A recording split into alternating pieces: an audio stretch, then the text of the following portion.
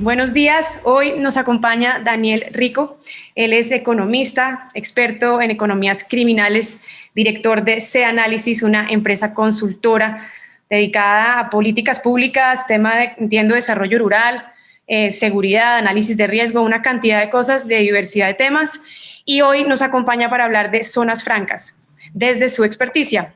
Entonces, pues comencemos, Daniel. Muchas gracias por estar con nosotros y comenzamos. Muchas gracias, Carolina. Muchos éxitos al Portal Más Colombia, un espacio que es muy importante tener para acercar las decisiones de política económica con decisiones de política criminal, de política tributaria. Eso todo hace parte de un solo país y no podemos seguir teniendo decisiones económicas sin recordar en qué país vivimos y generar estos que integren el conocimiento y las voluntades para mejores políticas públicas. Pues muchas gracias, buenísimo. Entonces, arranquemos, Daniel, con la primera pregunta, que sería, hablemos de la importancia del régimen de zonas francas para la generación de riqueza de un país. ¿Qué nos puedes tú decir sobre eso? El sistema de zonas francas ha existido en el mundo desde hace casi un siglo y existe en Colombia hace casi 3/4 de siglo. En un sistema que se expande a partir de principios de este nuevo siglo, porque permite flexibilizar los procesos aduaneros y tributarios. Esta es una herramienta válida y es una herramienta que genera competitividad para los países que lo implementan. Un poco el desafío en Colombia es que este sistema se relajó y se amplió a muchas condiciones. Es decir, en Colombia no se le niega una zona franca a nadie y quedamos dentro del mismo régimen de excepciones y de privilegios, empresas dedicadas a la exportación, a la generación de valor agregado, a generar trabajo formal, a entrar a competir a mercados internacionales con empresas que realmente están utilizando esto para el lavado de activos, para el contrabando en otros sectores. Entonces, lo que tenemos no es un problema, no es el modelo, no es el principio de zona franca, sino son los controles y la capacidad para asegurarnos que esto sea algo que genere beneficios en favor de la economía y no que genere un deterioro de las condiciones de empleo, condiciones tributarias y de criminalidad. Y ese es el problema. Colombia es el segundo país con más zonas francas en el mundo. Si comparamos nuestros vecinos, Chile tiene una zona franca, Ecuador tiene 2 zonas francas, Alemania, bueno, ese no es vecino, pero tiene una sola zona franca. Y en general ha habido un proceso de empezar a reducir y especializar las zonas francas y tener mayor control sobre eso. Es entender que eso es un criterio que puede ser muy beneficioso, pero también puede generar altos riesgos. En Colombia tenemos más de 140 zonas francas y muchas de estas no tienen realmente ningún control efectivo. ¿En qué momento sucedió esto de tener pocas zonas francas a tener un montón? ¿En qué fecha, a qué se atribuye esta explosión de zonas francas? Son 2 fenómenos. Lo primero es que las zonas francas son un mecanismo muy atractivo para las empresas legales incluso, en el sentido en que les permite nacionalizar la mercancía en la medida en que las importaciones en la medida en que lo van necesitando, tienen varios atributos legales, pero las zonas francas en Colombia se convirtió también en un fenómeno inmobiliario, en un boom inmobiliario, y es que quienes compran propiedades dentro de una zona franca tienen unos derechos vitalicios. Entonces, esas 2 cosas combinadas generaron como una explosión de la demanda de servicios de zonas francas durante el gobierno de Uribe. Entre el año 2004 y el año 2010 hubo un crecimiento exponencial de eso. También tenemos procesos simplificados o más pequeños de zonas francas uniempresariales, y quedamos zonas francas con otros nombres, con otros espacios, que son, por ejemplo, las franquicias aduaneras o diferentes segmentos donde las empresas podían entrar a operar en este contexto. ¿Cuál es el problema que está detrás de fondo? Y es que no todas las empresas que están entrando a las zonas francas cumplen los requisitos. No todas las empresas tienen una vocación exportadora, sino se ha vuelto más un sistema principalmente de traída a importaciones de alto riesgo. Yo creería que sectores como el cigarrillo, los medicamentos, los licores, los textiles, deberían tener un tratamiento especial y restringirse el acceso por zonas francas muchísimo, dado el alto impacto que esto tiene en la economía colombiana por ser contrabando. Y dejémoslo claro, el principal punto de entrada del contrabando a gran escala en Colombia ya no son las trochas, ya no son los pasos de frontera, ya no es la Guajira, son las zonas francas. No quiere decir que todas las empresas o todas las zonas francas sean ilegales, insisto en eso, hay unas zonas francas muy juiciosas, pero hay otras zonas francas que se establecieron en lugares que no tienen ningún sentido económico tenerlas y que sirven es precisamente para nacionalizar y traer mercancías y hacer tránsito aduanero sin ningún tipo de control de la policía.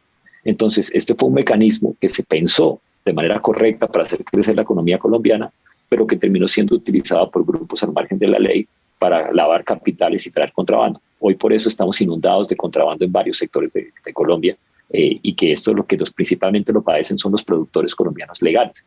La competencia desleal que puede tener los aceites, la competencia desleal de los textiles, la competencia del dumping criminal que afecta a la industria tabacalera, todo esto afecta y va generando y deteriorando el empleo. Entonces realmente tenemos que repensar el modelo de zonas francas en función de reconocer que este es un país con altísimo riesgo de contrabando, adulteración, falsificación y lavado de activos. ¿Por qué es tan fácil, digamos, pertenecer a ese régimen como empresa? Que no, decías que no hay empresas que no tienen vocación exportadora. ¿Qué son esos requisitos que se piden? ¿Tienes nos podrías dar alguna idea? Hay varios criterios. Digamos que hay empresas que aplican un SARLAF, control de riesgo, lavado de activos y eso, pero siempre hay unas puerticas que quedan ahí. Por ejemplo, una puerta muy fácil es, dentro de las zonas francas existe algo que se llaman los operadores logísticos. Es decir, la zona franca le entrega su espacio en concesión para utilizar a una empresa y esa empresa subcontrata el servicio con muchas empresas. Entonces, yo como persona jurídica yo como persona natural puedo crear una SAS. En Colombia también hay que decirlo, crear una empresa, no hay mucho control de quiénes las crean y quiénes son los verdaderos dueños. Las SAS dan un mecanismo de oscuridad, y quiero decir, el mecanismo de SAS es una operación importante, es una figura importante, pero cuando se entra en una zona opaca de quiénes son los dueños, entonces se crean mecanismos de lo que llamamos la doble SAS, una SAS que hace la importación, una SAS que es dueña del producto, otra que lo administra, otra que hace el arriendo, y al final no se sabe quién es el beneficiario final de esos productos. Entonces, estos van a un operador logístico y traen mercancía. Cuando esa mercancía, pasó el año pasado, y esto no es casos hipotéticos, sino tuvimos casos importantes en zonas francas cercanas a Bogotá, que son las zonas francas más respetadas y conocidas, donde estos operadores logísticos podían entrar su mercancía y cuando las autoridades hacían el control por denuncias que venían de otros países, no porque la zona franca se diera cuenta, se daban cuenta que estos operadores logísticos realmente eran empresas con muy poca experiencia, creadas muy recientemente, casi que creadas para traer esas importaciones, esos contenedores ilegales, y después no había quien respondía. Después no había una dirección donde hacer audiencias, quiénes eran los dueños. Entonces, puede utilizarse el mecanismo de zonas francas sin que el operador de zonas francas sepa realmente quién es el beneficiario final de estos productos. ¿Por qué hay tan bajo control sobre este tema? Hay varias cosas. La primera es un concepto de principio económico y es que francas pensadas en agilizar, flexibilizar y dinamizar, lo cual es un concepto positivo para la economía. Uh-huh. El tema es que eso también sirve para la ilegalidad. Entonces, yo como compenso las dos cosas. O sea, tengo que tener un equilibrio, es decir, tengo que permitir mejores reglas de juego cada vez más rápidas, hacer la economía más efectiva. Creo que esos principios todos los compartimos. Pero también tenemos que reconocer que vivimos en un país que produce 2.000 toneladas de cocaína al año, ¿sí? Que tiene tal vez los índices más importantes de minería ilegal de toda América Latina, que es un país que tiene una historia larga de lavado de activos y de contrabando. Entonces yo tengo que entender que estos criminales no son personas que están en el monte con un fusil, sino que son empresarios que viven en España, que viven en México, que son colombianos, que estuvieron vinculados eternamente al narcotráfico y que controlan las redes de contrabando y que tienen la capacidad de crear empresas, de crear zonas francas, de tener toda una estructura económica y financiera para presentarse con principios de legalidad. Lo segundo entonces, el primero es eso. El primero es no entender que decisiones económicas afectan favorable o desfavorablemente al crimen organizado. Y yo debo tener un equilibrio entre eso. El segundo punto es de capacidad y coordinación. En Colombia es tal vez el único país del mundo que yo conozco donde la policía fiscal aduanera, que es la encargada de controlar el contrabando, no puede acceder a un puerto, no puede acceder a un aeropuerto, a eso que llamamos zona primaria, y tampoco puede acceder a las zonas francas. En las zonas francas hay una muy baja articulación institucional y el único que puede ir es la DIAN. Entonces, no utilizamos todas las herramientas de control que tenemos, utilizamos una sola que es la DIAN.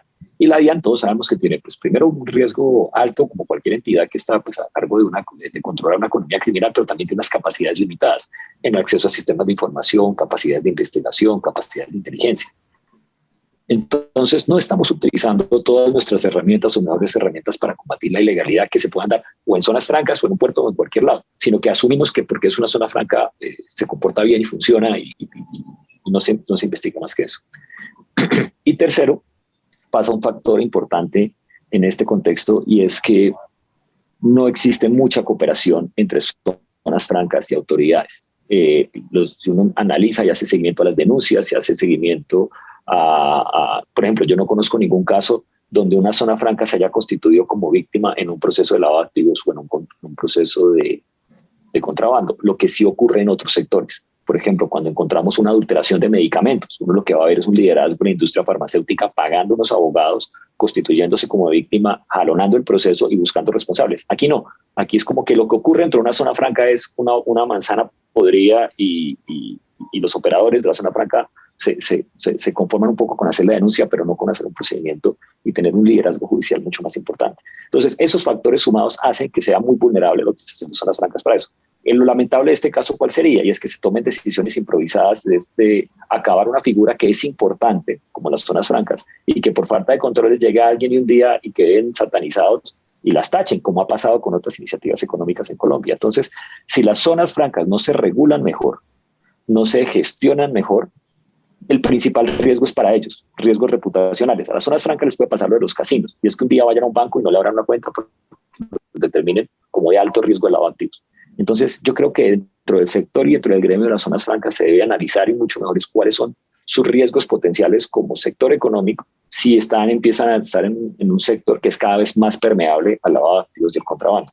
Y esto no es hipotético, o sea, esto no es que es posiblemente, y es un poco el mal debate que se ha dado con los gremios. Esto es real, esto está pasando y hay como una lectura todavía que esto es un riesgo posible o que es algo distante. No, hoy, en este momento, el gran foco del contrabando en Colombia son las zonas francas. Esa es la realidad y no tenemos unas acciones y unas medidas de respuesta proporcionales a eso.